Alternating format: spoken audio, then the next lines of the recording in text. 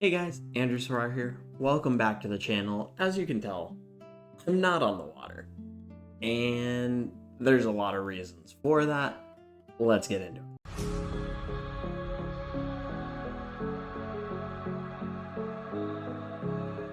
So, I recently just got done with my first kayak tournament of my career and the first one of the year for Yak Bass.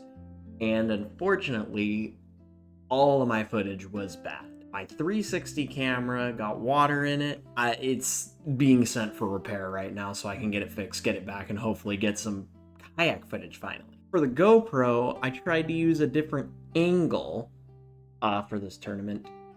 It didn't work. It just didn't work. I don't know what else to say. So I got no footage of the kayak tournament. Long story short, we ended up in 14th place out of 70 anglers. So I figured, since I've been at Berryessa all winter long, I'm going to go over exactly how I've been catching them this winter. So hopefully this is a video you guys can either use right now or you can come back to next year when you're going to fish it. Maybe this will help you out. Heck, maybe it'll help me remember some stuff that I forgot. Alright guys, so let's get right into it with the beginning of winter. How I was catching them in the beginning of winter.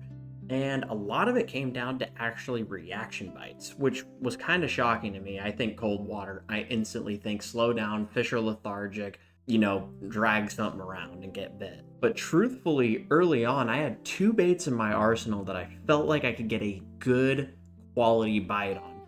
First one, obviously, is going to be that Alabama rig. That Alabama rig has been phenomenal for me this winter. We kept it pretty simple. 3.5 Kitex as the main baits, and my dummy teasers were 3.0s. With the Alabama rig, for me, the key was really finding those vertical rocky areas. So anywhere that had true vertical rock going down straight deep into that 20 to 25 foot range, if I just slow rolled this around those areas, those fish were coming and cracking it. I mean, it didn't matter, but it was a key to fish it slow. I felt like if you fished it too fast, you'd have those fish follow it and then just kind of trail off. So fishing it slow, fishing it in vertical areas, that was definitely the key for me. The other reaction bait I threw a lot of this winter, especially when that wind really kicked up, was a deep diving crankbait. Now this is a Norman BD22. This is one of my preferred deep diving crankbaits. It has a very good action, it digs really well, it runs true, and it put a lot of fish in the boat for me this winter. Now the key for me on this deep diving crankbait, wow, I don't know if you guys can tell, but that thing is freaking beat up. But anyways, the key for me on this crankbait was finding rock in that 10 to 15 foot range. Now the reason that was my depth range was because I wanted this thing to dig into the rock. And the retrieve that I used was pretty simple. Nice steady retrieve, and every time I hit a rock, I would pause it. And a lot of times, after it hit that rock and deflected, if I just paused it after to deflect, those fish would come and whack it.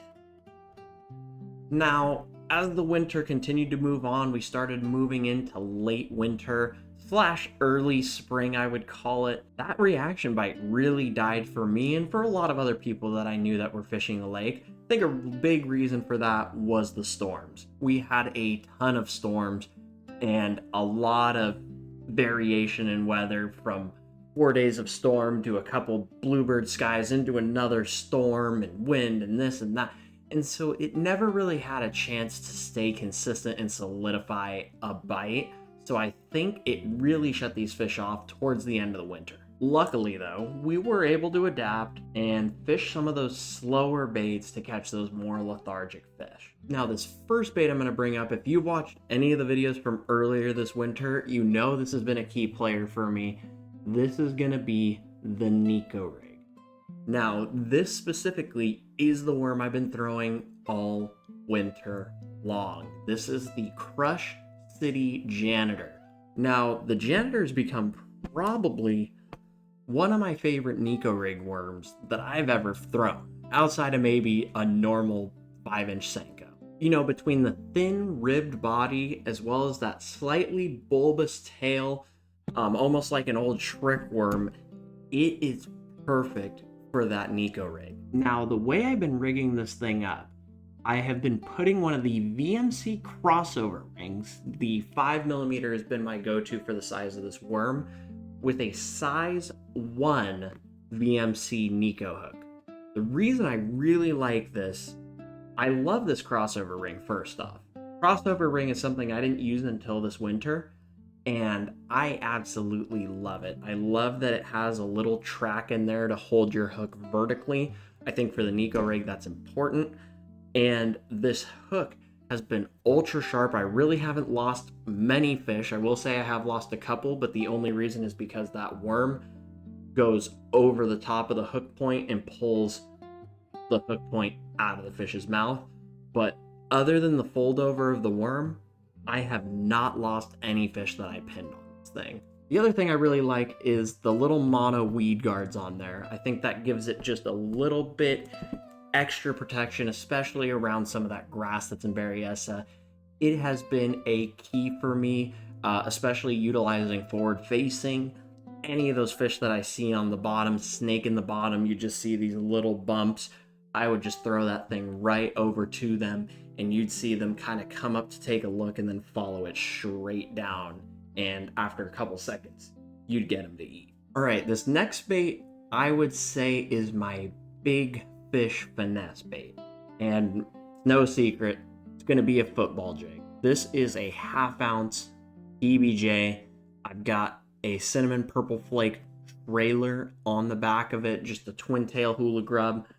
And I mean, the jig is a big fish bait.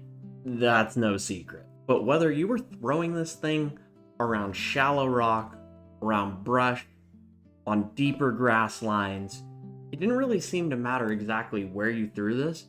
This thing produced, and it produced for all 3 species, largemouth, spots, and smallmouth. And it caught some big ones for people this year.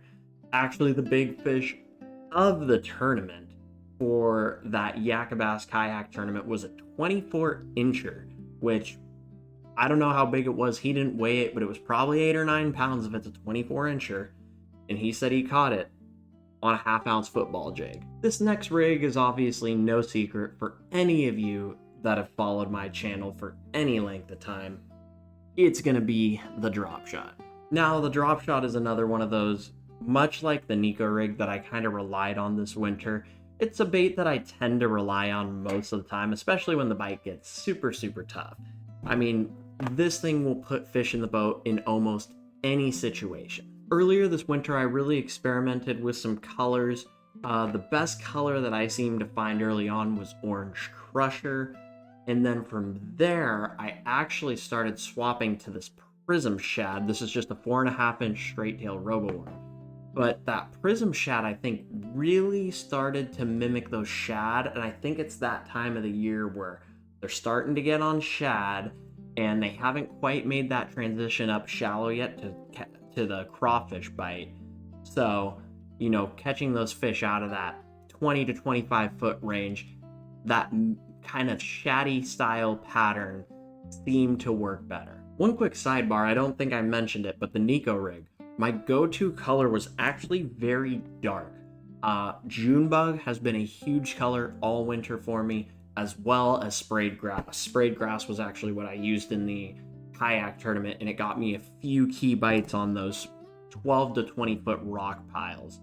And that darker color, I don't know why the darker color was so effective, but it just seemed to get more bites than something like an ox blood or a more translucent green pumpkin. And it was putting fish in the boat for me. And last but not least, for all you forward-facing guys out there, yes, I had a jig head minnow. The jig head minnow, for me at least, was a little bit of a harder sell to these fish. I caught a few, and actually the best day that I had was in that kayak tournament. In the afternoon when a lot of my other bites really shut off, I ended up tying on one of these, and they were biting it. I mean, it was tough to get them to bite, but if you got it around them and just shook it long enough, they'd eat it. My go-to bait of choice was the 3.5 Mooch minnow. pretty simple. This has kind of been my go-to minnow for the last couple years. I've had nothing but great success on it. I was throwing the range roller head 3/16 ounce. I do like that range roller because you get a lot more of that rolling action, as the name implies. But I think that really was a key to getting these fish to commit just a little bit better because, like I said, it wasn't really a cat and mouse style retrieve. It was very much a hover retrieve where you just hover it right in front of them and then eventually you'd see them slowly close the gap and eat it. Well, guys, there you have it. In lieu of an actual on-the-water video and tournament recap, I figured I would spill the beans on how I caught them all winter long, and I hope this helps you guys out, even at a different lake, to help catch some fish for yourself. Be sure to drop a comment down below and let me know how you guys have been catching them this winter.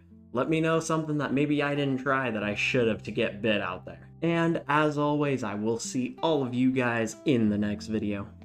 Peace out.